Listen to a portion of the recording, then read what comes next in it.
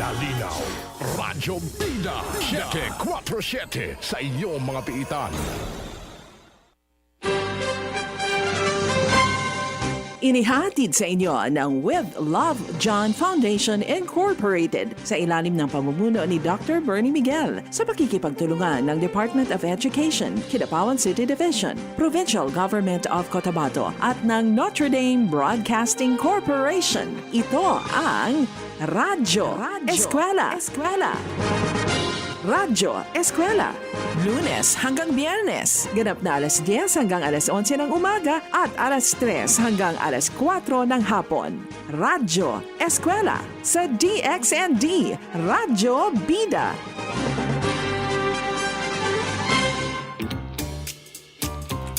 Isang pagpupugay sa Department of Education Kidapawan City Division at ng With Love John Foundation Incorporated. Maing buntag, welcome po sa ating programang Radyo Eskwela. Ito po ang nakikitang mabisang paraan sa panahon ngayon upang may pagpatuloy ang edukasyon. Ang Radyo Eskwela, handang isip, handa bukas. Ako po si Marlon Bulasa. Usa ka maayong buntag na usab sa atong mga tigpaminaw lako probinsya sa North Cotabato ingon man ang atong mga tigpaminaw dinhi sa 40 ka mga barangay sa dakbayan sa Kidapawan. Welcome na usab dinhi sa Radyo Eskwela, ang radio-based instruction hatod kanato sa Department of Education headed by SDS Omar A. Obas and ASDS Ma'am Natividad Ocon. Kauban usab nato ang atong RBI coordinator Ma'am Shirley Dua. Good morning. Ako si Crizaldayan Sampani Binyes. Usa ka maayong Tuesday morning sa ato ang mga suking taga-paminaw bisan asa mang parte sa Mindanao sa North Cotabato.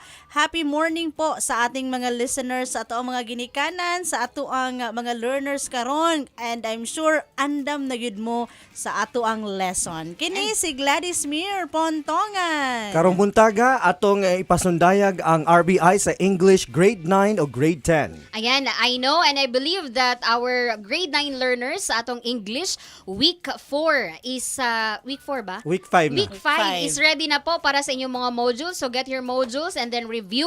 And then sa atong mga ginikanan, mamalihog mi og paggiya sa inyong mga kaanakan. Ang pangutana, grade 9 learners, andam na ba mo? Andam na! Here we go! Radyo Eskwela.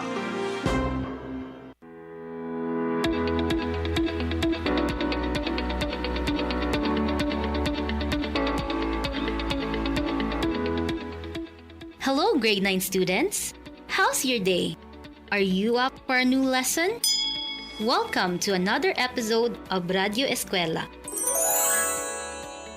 In this module, you are to demonstrate understanding of various types of communicative styles. At the end of the module, you should be able to: first, identify the various communicative styles. Second, create short conversations out of the given communication situation using appropriate communicative style. And third, appreciate the importance of a suitable approach in communication for every situation, person, or play.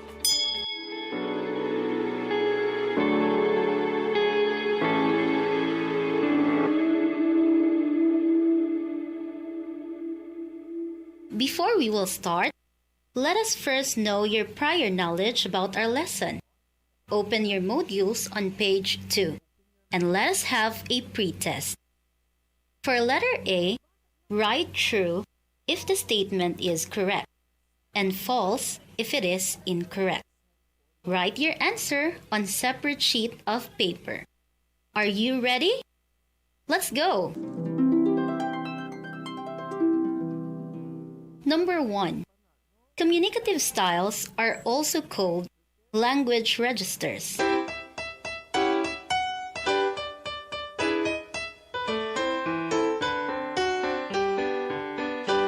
True. The first statement is correct. Number 2. When the participants are strangers, casual communicative style is used.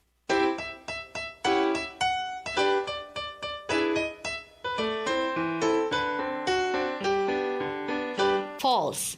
The second statement is incorrect. Number 3. You give additional explanations when using intimate communicative style.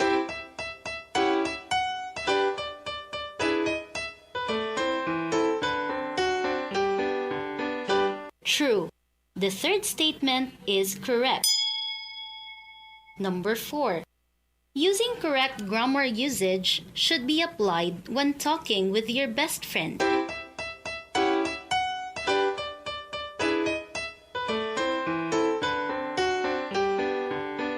False. The fourth statement is incorrect. The couple is attending a business meeting. Intimate communicative style should be used when talking to each other.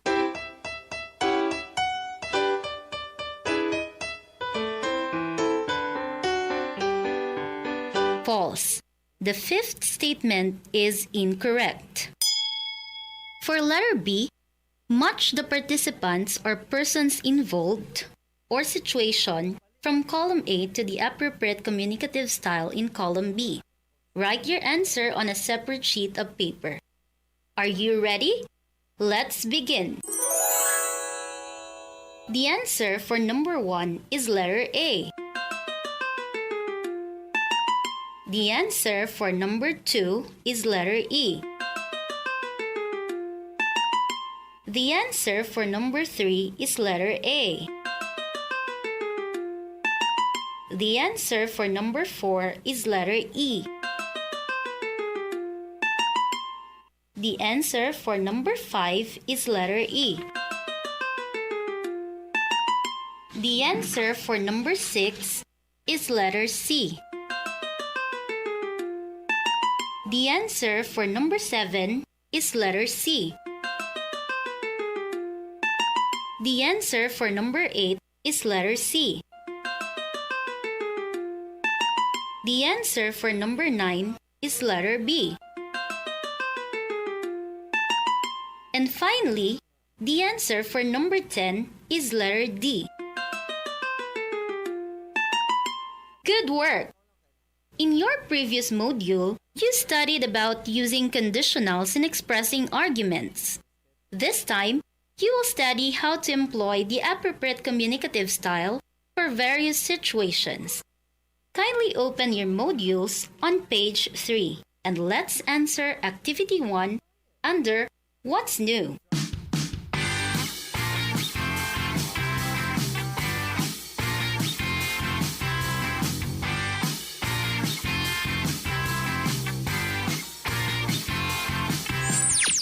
Create conversations out of the following situations.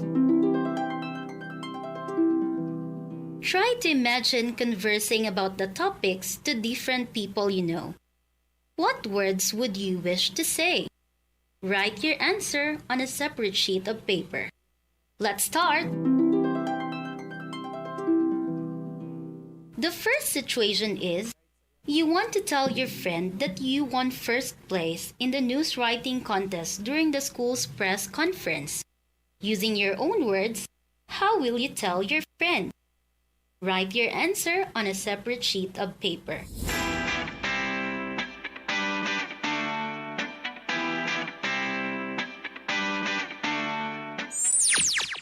The second situation is, you are concerned about a close friend who might be struggling with depression. How will you tell the guidance counselor? Write your answer on a separate sheet of paper.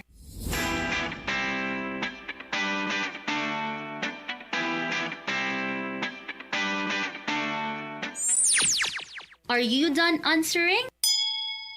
Let's proceed to Activity 2 under What is it?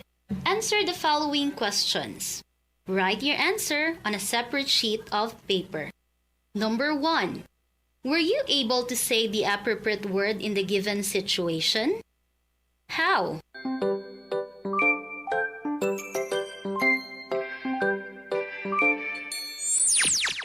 Number 2. Does the way you speak to a friend differ from talking to a guidance counselor? Why or why not?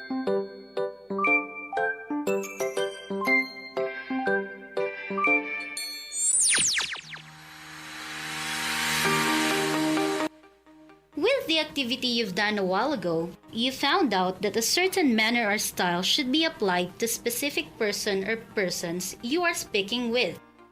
Further, Interacting with others requires the use of a particular style of speaking, which is called communicative or speech style. It indicates the level of formality with which the person speaks. A Dutch linguist, Martin Joos, cited 5 types of communicative styles. These are intimate, casual, consultative, formal, and frozen. These communicative styles are also called language registers. Intimate communicative style. The intimate communicative style is defined as total absence of social interactions.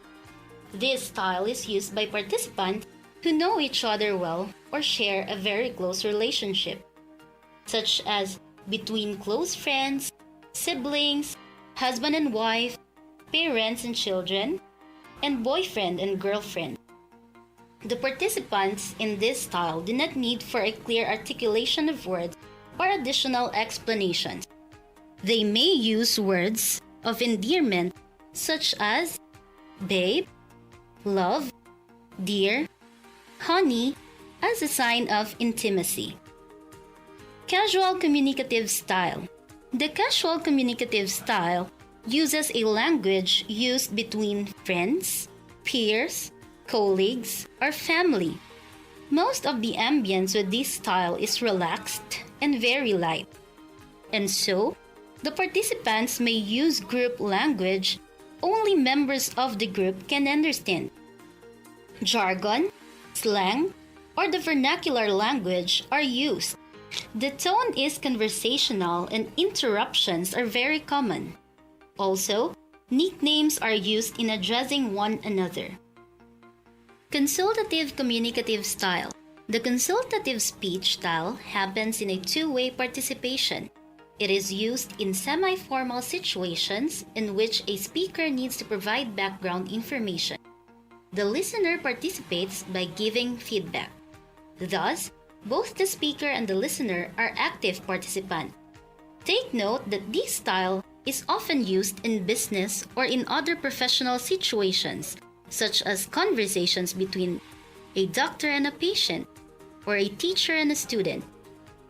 In addition, short responses like "I see" and "ah" may be used to signal that he or she is listening attentively or has understood what was tackled. Titles such as Mr., Miss, Sir, Ma'am, or Doctor are likely to be used when using this communicative style. This communicative style is the most operational among others. Formal communicative style. The formal communicative style is also considered to be straightforward speech. There is no participation from the listener. This style is often used in the following formal situations where there is only one-way communication: speeches, school lessons, graduation ceremony, a television newscast, giving announcements, a business meeting, an interview or in a classroom, and used for academic and business writing. The enunciation of words, diction, and grammar rules should be applied properly. Thus, errors must be avoided. Ideas are presented cohesively and all necessary information are clearly given. Frozen communicative style. The frozen communicative style, also called the oratorical style, is the most formal style and is reserved for very formal situations such as during weddings, other religious services or rituals, court proceedings, and other formal ceremonies. This style is used to address or is given before an audience of absolute strangers. It uses prescribed and highly formal language. In this style, statements are learned by heart. Examples are the Pledge of Allegiance and the National Anthem. It is typically prescribed by law, or it is a ritual that involves certain fixed statements or verbatim that are never changed. Great examples for these are the Pledge of Allegiance to the national flag and the preamble. At this point, kindly open your modules on page 7. And let us answer Activity 3 under What's More. Identify the type of communicative style appropriate for the following situation. Write your answer on a separate sheet of paper. Are you ready? You may begin. Number 1. Reciting depth vision is a frozen type of communicative style. Number 2. Reading school policies is a frozen type. Number 3. Talking to a new friend is a casual type of communicative style. Number 4. Inquiring at the library is a consultative type of communicative style. Number 5. Delivering news reports is a formal type. Number 6. Asking something from your neighbor is a casual type of communicative style. Number 7. Talking to your group mates is a casual type of communicative style. Number 8. Delivering a valedictory address is a formal type. Number 9. Talking and laughing about memorable experiences is an intimate type. Number 10. Sending an inquiry to your teacher through Messenger is a consultative type.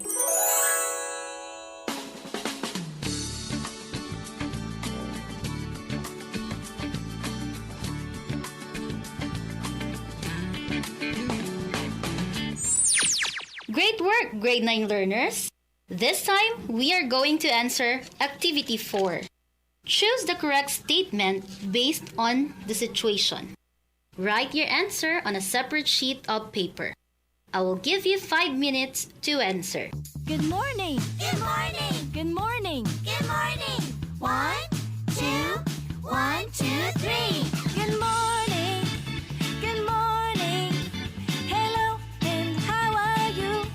Early in the morning, I say good morning. Hello and how are you? Good morning. Good morning. Hello and how are you? Early in the morning, I say good morning.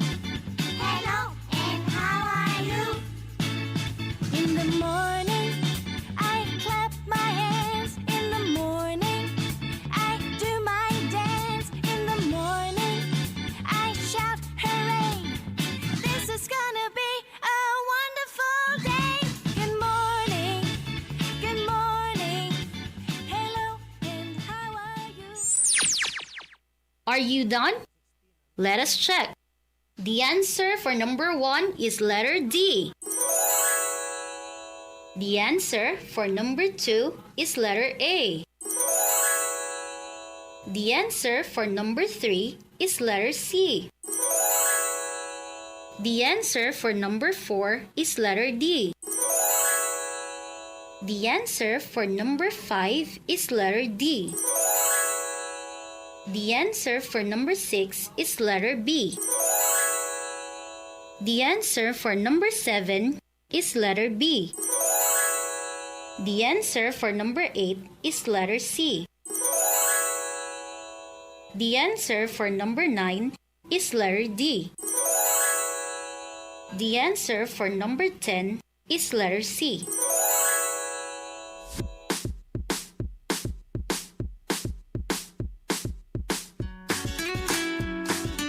You are doing a wonderful job, students.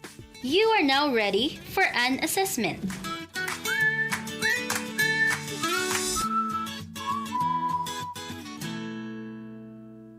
Choose the letter of the correct answer from the given choices. Write your answer on a separate sheet of paper. Number 1.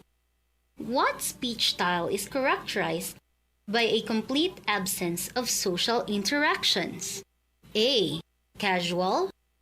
B. Formal. C. Frozen. D. Intimate.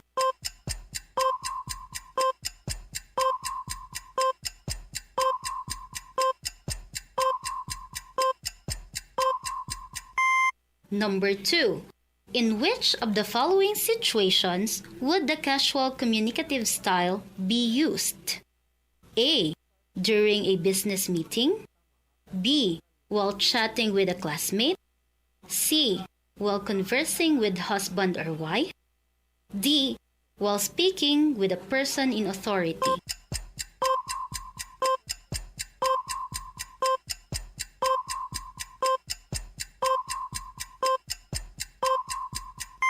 Number 3. Which of the following is not a characteristic of the intimate communicative style? A. It is used in formal situations. B. It is used in private conversations. C. Participants use titles to address the person spoken to. D. The participants need to have a very close relationship.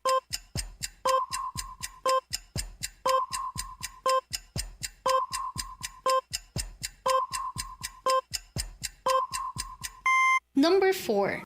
Vina is chatting with her friends while waiting for their class to start.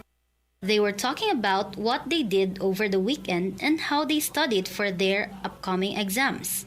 Which of the following would most likely not to be used in their conversation? A. Standard grammar.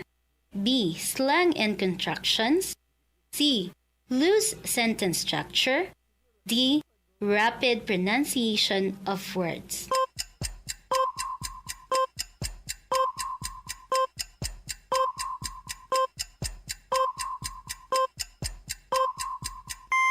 Number 5. Miss Mascara and her husband are attending a business meeting together. Which of the following should they not do? A. Avoid the use of jargons and slang. B. Use more formal words when speaking with others. C. Use proper sentence structure and grammar when speaking. D. Use the intimate communicative style when talking to each other.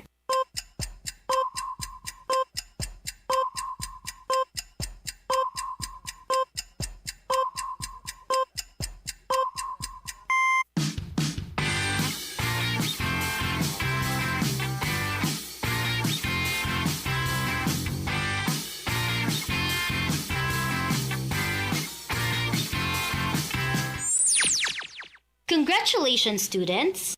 I know you had learned a lot already.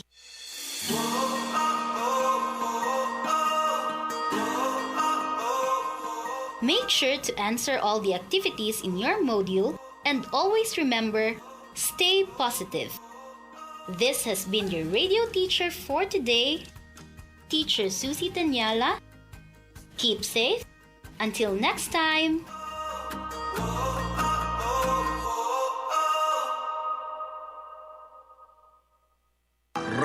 Radyo ESKWELA. Inihahatid sa inyo ng With Love John Foundation Incorporated sa ilalim ng pamumuno ni Dr. Bernie Miguel sa pakikipagtulungan ng Department of Education, Kidapawan City Division, Provincial Government of Cotabato at ng Notre Dame Broadcasting Corporation. Ang Radyo ESKWELA. Sa kinakaharap na krisis ng ating bansa, ang pag-aaral at pagtututo ay hindi dapat mahinto. Edukasyon ating isulong. Ito ang DepEd Radyo ESKWELA. Radyo ESKWELA, Lunes hanggang Biyernes. Ganap na alas 10 hanggang alas 11 ng umaga at alas 3 hanggang alas 4 ng hapon. Radyo ESKWELA sa DXND, Radyo Bida. Radyo ESKWELA. Ang atong oras, we've got 25 minutes after 10 o'clock at yan po ang paghatid sa inyo ng RBI ng English Grade 9. Alright, congratulations sa ato ang radio teacher, Teacher Susie Tanyala. Congratulations, ma'am. And congratulations to our English coordinator as well as our RBI coordinator, Ma'am Shirley Dua. Yeah, kung katong mga naminaw no, kung atong i-classify no, if we are going to classify the lesson of Ma'am Susie, it falls under oral communication. Yes. And so swerte kaayo ang ato ang grade 9 kay tungod naana sila ana nga Nanay background. Oo, nanay background sa oral communication kay pag abot sa college, Senior high. sa senior high murag mabalik siya. Mabalik ang oral Oo. communication. So, nana sila understanding. Yes, correct ka dyan. Better and greater understanding of the lesson. So karon pa lang daan, congratulations sa ato ang mga grade 9 learners. Alright, so dili na ta maglangan pa kaubang Gladys, mo diretso ta sa grade 10 na English. Unsay Okay. pangutana? Ang pangutana, grade 10 learners, andam na ba mo? Andam na siguro. So ani ana ato nang i-play ang RBI sa English grade 10. Radyo Eskwela.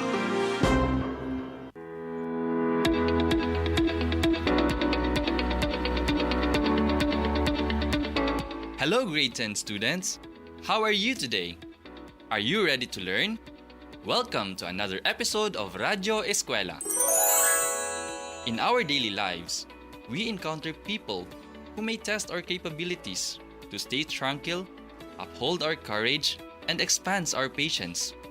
We react or respond distinctively in every circumstances, depending on the factors that may influence such reactions or responses. Sometimes, our reactions may be positive, or we may also respond negatively, which may result to conflicts or challenges. There are several ways to win over individual challenges. Challenges generally refer to the situation an individual being confronted with. Often, they are viewed as negatives since they tend to hurt, sadden, or make people felt inadequate. But later, after several ponderings, the bearer realized only one thing. It always teaches a lesson regardless of its severity. Sometimes, you feel that the stakes you have to pay are too high. But what matters most is, win or lose, you've got to face these challenges head on. You can change the course of your life for the best. At this point, you know that these challenges affect your decisions in life. Therefore, you need to have control over the decisions you make. How important is winning over your challenges? In what ways can winning over these challenges prepare you for a more fulfilling life? Facing up to challenges and living through them give us experiences that make up our lives.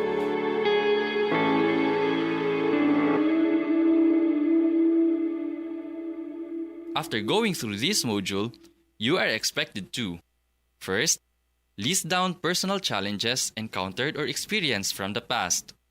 Second, provide the denotative and connotative meaning of the difficult words found in the selection, How Odin Lost His Eye. And identify the internal conflict faced by the main character in the selection. Fourth, show how to deal with personal challenges positively through getting involved in the text. And lastly, understand how modal is used in each statement.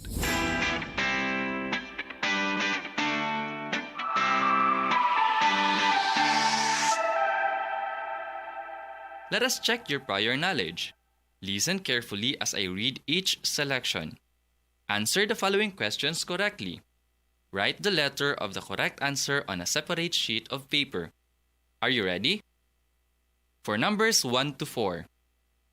Once when the world was still very young, Odin sat on his throne in the most beautiful palace in Asgard. His throne was so high he could see over all the parts of the world from where he sat. On his head, he wore a helmet shaped like an eagle. On his shoulders perched 2 black ravens called Memory and Thought. And at his feet crouched 2 snarling wolves. The great king gazed thoughtfully down on the earth below him. He made the green land that stretched out before his eyes. With the help of the other gods, he had made men and women who lived on that earth. And he felt truly like the All-Father he was called. Question number 1. What was the name of the place young Odin lived? The correct answer is letter A. Young Odin lived in Asgard. Question number 2. The 2 ravens perching on his shoulders symbolizes what? The correct answer is letter B. The two ravens symbolizes memory and thought. Question number 3. The word stretched in sentence 7 means what? The correct answer is letter D. The word stretched means spread. Number 4. Who is the figure in Norse mythology renowned for his knowledge and wisdom and a counselor of the gods?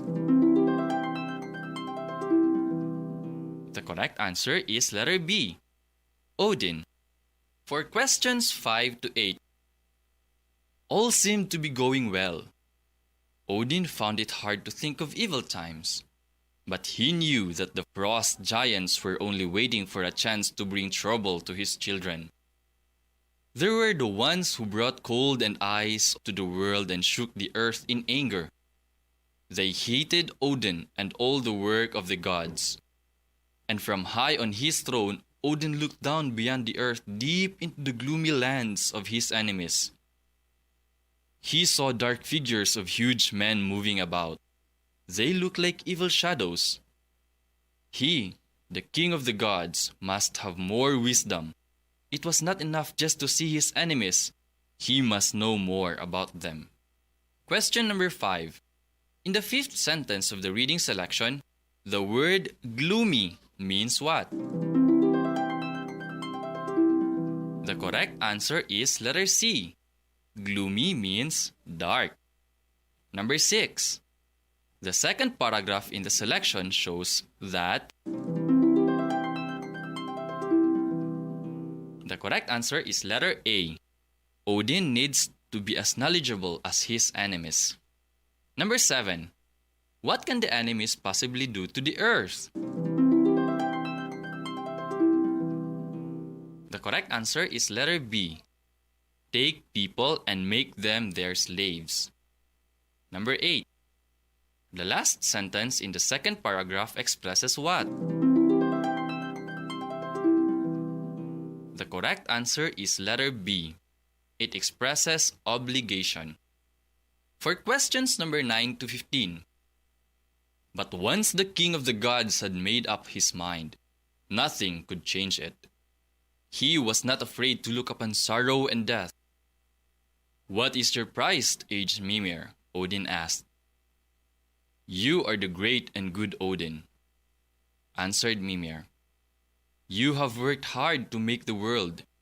Only those who know hard work may drink from my well. However, that is not enough. What have you given up that is very dear to you? What have you sacrificed? The price of a drink must be a great sacrifice. Are you still willing to pay the price? Odin stood silent before Mimir. Mimir read Odin's thoughts. No, I am not asking for your dear son. The fates say his life must be short, but he has time yet to live and bring happiness to the gods and the world. I ask for one of your eyes. Number 9. What characteristics of Odin is suggested on this line? But once the king of the gods had made up his mind, nothing could change it.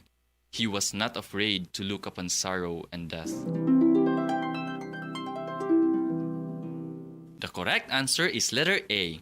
It expresses strong willpower. Number 10.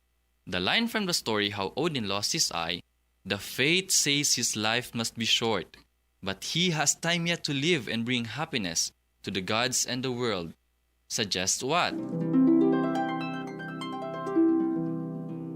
The correct answer is letter C. It expresses self-acceptance. Number 11. The price of a drink must be a great sacrifice. The statement shows what? The correct answer is letter B. It shows obligation. Number 12. How did Odin lost his eye? The correct answer is letter C. He traded it to gain wisdom. Number 13. What is the moral of the story? The correct answer is letter C. Odin showed that some things require difficult sacrifices. Number 14. Would giving up Odin's eyes serve a better purpose for his people? The correct answer is letter C. Yes, because losing one of his eyes would mean a protection and a great help for his people. Number 15. What does the story say to those experiencing challenges? The correct answer is letter A. The story is trying to persuade us or think or do in response to the challenges in life by continuing to overcome these challenges. Just like the heroes in classic myths and tales, you want to achieve your goal. In doing so, you can't avoid meeting challenges or tests which you must surpass or hurdle. Have you ever found yourself facing a problem which seemed to have no solution? That is a challenge, of course. One thing is certain. You were able to learn from it. Did you learn the lesson the hard way? After going through this lesson, you will be able to, first, identify the varied ways to win over challenges. Second, appreciate the value of overcoming challenges. And third, create an essay on how to overcome challenges.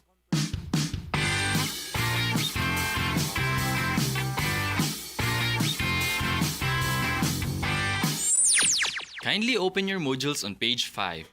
Let's answer activity 1.1 in What's In. Study the station below. What does it reveal about? Answer the questions that follow in your separate sheet of paper. Our ability to handle life's challenges is a measure of our strength of character. Question number 1. Was it easy to identify the message of the quote? Why? Number 2. What clues or hints in the quotation that helped you identify its meaning? Number 3. What does the quote tell you in general?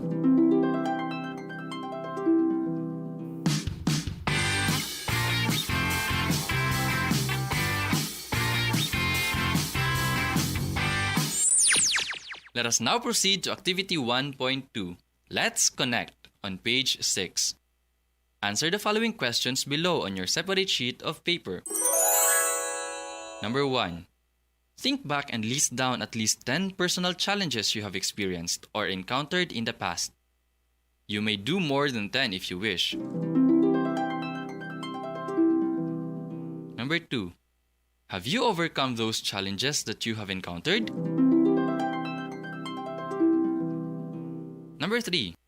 Why is it important to win over challenges? You are doing well, students. Now, let's do activity 1.3.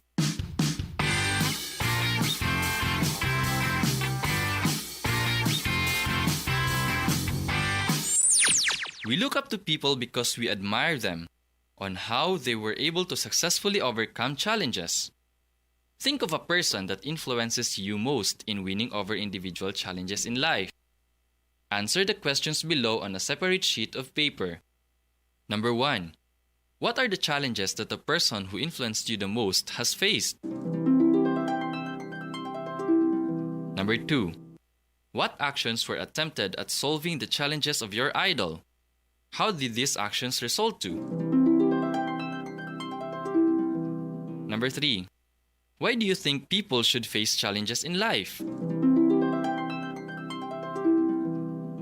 Number 4. What does your idol want you to learn about his or her life? Let's get it right!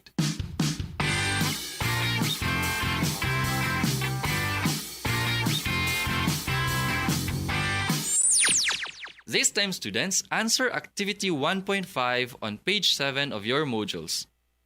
On your answer sheet, write a 3-paragraph essay on how we can successfully overcome challenges. Your composition must have the following. First, introduction or background of the topic and suggested resolution based on the scenario. Second, body or discussion of the merits or advantages of the suggested resolution.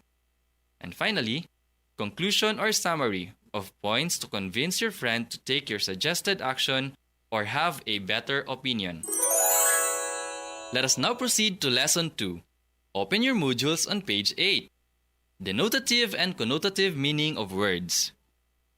According to Mark Jones in 2018, individual words have multiple meanings, and as time evolves, meanings of words are also changing and evolving. To be fluent and articulate, you need to know more which meaning to use in which context. The knowledge on when to use appropriate word is very important for a clearer understanding and communication of messages. This is where denotation and connotation takes place. They help you categorize and to understand the evolution of a word. After going through this lesson 2, you will be able to, first, identify the difference of denotation and connotation in finding the meaning of words. Second, appreciate the importance of using denotative and connotative meaning of words in literature and in daily life. And, lastly, number 3, demonstrate correct use of denotative and connotative words. Let us all answer activity 2.1. Below are list of words. Find the meaning or definitions of those words in 2 different ways. First, based on the dictionary, and second, based only on your feelings, emotions, and what the word symbolizes. 1. Brain. 2. Chicken. 3. Cross. 4. Fire. 5. Heart. 6. Rock. 7. Snake. And lastly, number 8. Blue. Denotation is a word's literal or main definition. This definition is completely absent of emotion. These are words or phrases that we can easily find in the dictionary. Thus, it is commonly known as the dictionary definition. Connotations. Meaning of words that are beyond what is literal. It is based on emotions, feelings, moods, or images that come up in your mind upon reading or hearing those words. Connotations have positive associations, negative associations, and neutral associations. For example, positive connotation, youth; negative connotation, childish; and neutral, adolescent. Connotations also show symbolic meanings. Example, dove symbolizes peace, and blue symbolizes sadness. In this case, the word has completely new meaning that is far from the literal definition. That is why connotation is also called the hidden meaning. Let us answer activity 2.2. Give your own example of 20 words with denotative and connotative meaning. Follow the sample table given in your worksheet.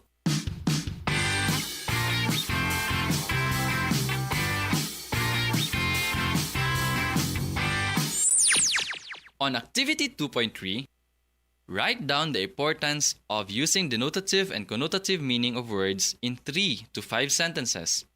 Do this in your answer sheet.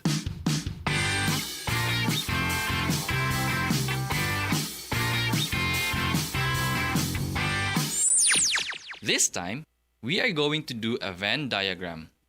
On activity 2.4 on page 10 of your modules, draw a Venn diagram. On your answer sheet, compare and contrast the importance of using denotative meaning and connotative meaning of words in our daily lives and even in literary text. The outside circle is for the differences and the inside circle is for their commonalities.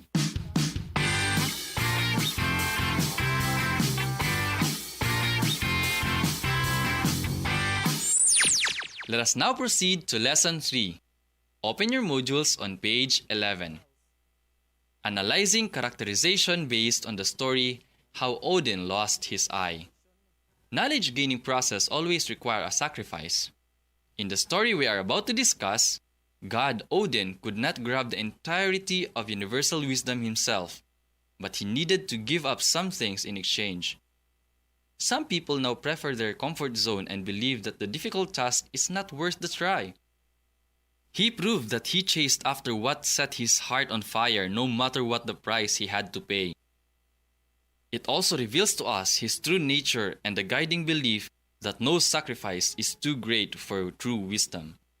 After going through this lesson, you will be able to read and analyze the story how Odin lost his eye, cite the importance of having good characteristics, and examine the character traits of the main character in the reading selection. On page 11 of your modules, in Activity 3.1, look at the words sacrifice, wisdom, and love. Explain how they relate to your characteristics as a person. Write your answer on a separate sheet of paper. Let us now read the story, How Odin Lost His Eye. Are you ready? Please listen attentively.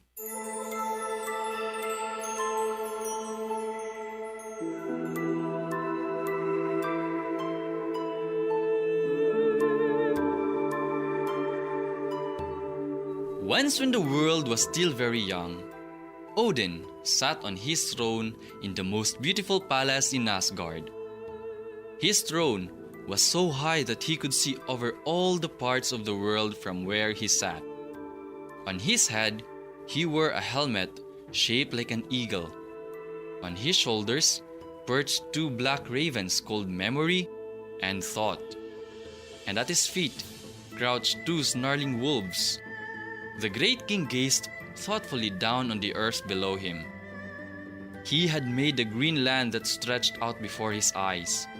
With the help of the other gods, he made men and women who lived on that earth.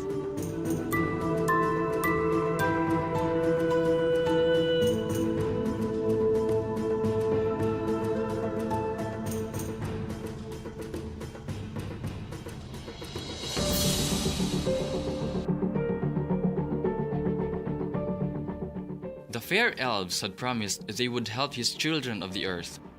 The elves were the tiny people who lived between heaven and earth. They were so small that they could flit about doing their work unseen. Odin knew that they were the artists who painted the flowers and made the beds for the streams. They took care of the bees and butterflies. And it was the elves who brought the gentle rain and sunshine to the earth. Even the ugly dwarves who lived in the heart of the mountains agreed to help. They forged iron and metals, made tools and weapons. They dug gold and silver and beautiful jewels out of the earth. Sometimes, they even cut the grain and ground the flour for the farmers on the earth. All seemed to be going well. Odin found it hard to think of evil times. But he knew that the frost giants were only waiting for a chance to bring trouble to his children.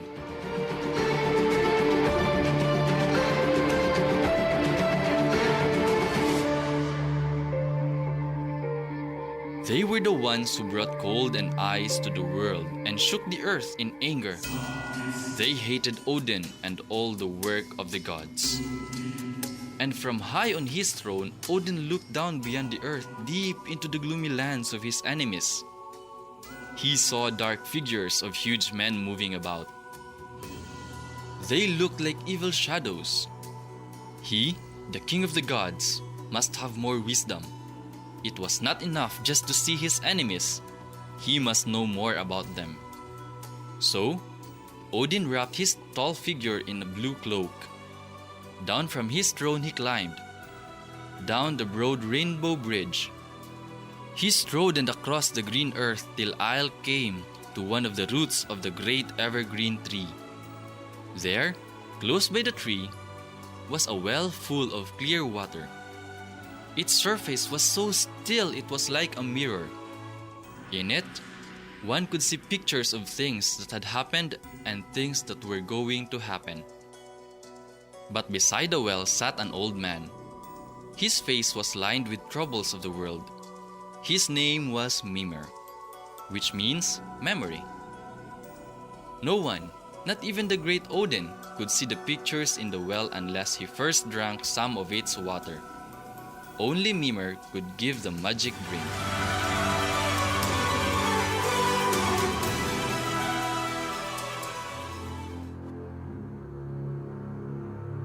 Aged Mimir, Odin said to the old man, "You who hold the knowledge of the past and the future in your magic waters, let me have but one sip. Then I can know enough to protect the men and women of the earth from the hate of the giants." Mimir looked kindly at Odin, but he did not smile. Although he spoke softly, his voice was so deep it reminded Odin of the distant roar of the ocean. "The price of the drink from the well is not cheap," Mimir said, "and once you have drunk and gazed into the mirror of life, you may wish you had not. For sorrow and death as well as joy are pictured there. Think again before you ask to drink." "You are great, good Odin," answered Mimir. "You have worked hard to make the world. Only those who know hard work may drink from my well. However, that is not enough. What have you given up that is very dear to you? What have you sacrificed? The price of a drink must be a great sacrifice. Are you still willing to pay the price?" Odin put his hand up to his bright blue eyes. Those two eyes had gazed across the world from his high throne in the shining city of the gods. His eyes had taught him what was good and beautiful, what was evil and ugly. But those eyes had also seen his children, the men and women of the earth, struggling against the hate of the giants. One eye was a small sacrifice to win knowledge of how to help them. And without another thought, Odin plucked one of his blue eyes and handed it to Mimir. Then Mimir smiled and gave Odin a horn full of waters of his well.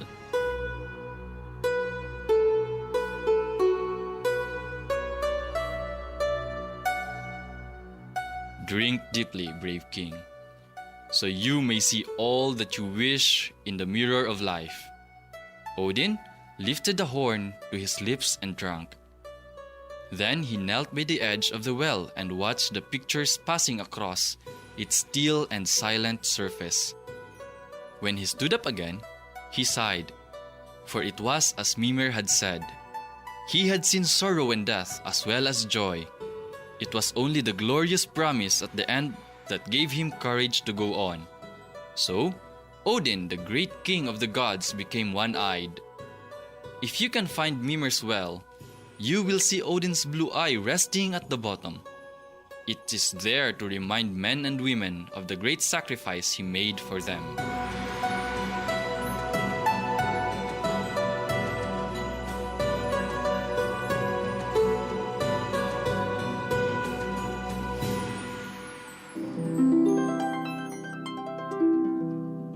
Answer the following questions on your answer sheet. Number 1. What is the problem of the story? Who are involved in the problem? Number 2. What actions were attempted at solving the problem of the story? How did this action result to? Number 3. What was the final solution arrived at by the characters involved in the story? Was there any indication of the character rebuilding or restoring relationship with other characters after the conflict of the story? Support your answer.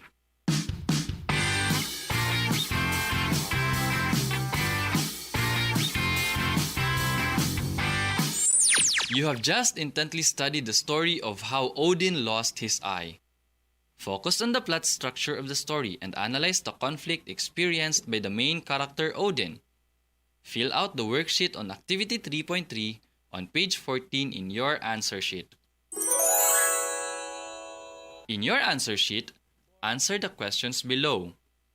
What character traits should a person possess to become successful in life?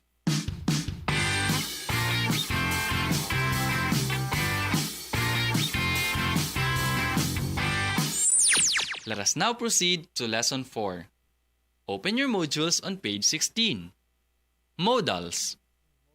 The set of function words we call modal verbs, like can, may, must, will, shall, and more secondary modals verb like could, might, ought to, would, and should are equally important in the English language. Sometimes, using them can have an outsized effect on how information is received by others, and subsequently, even how we judge the speaker, their credibility and competence without actually changing the content itself. That is why we are here to learn the correct uses and functions of these words for us to communicate effectively and without problems.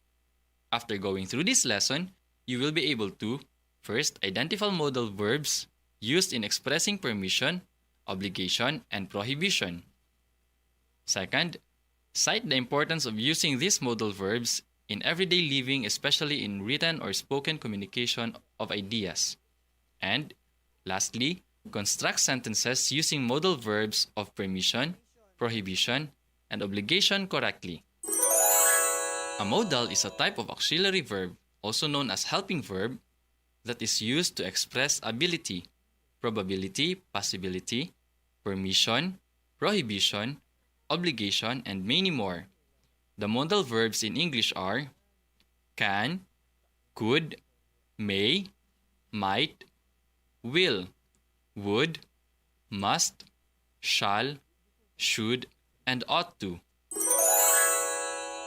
The functions of modal verbs. First, permission. Second, obligation. Third, prohibition. Fourth, ability. Fifth, probability or possibility. Sixth, request.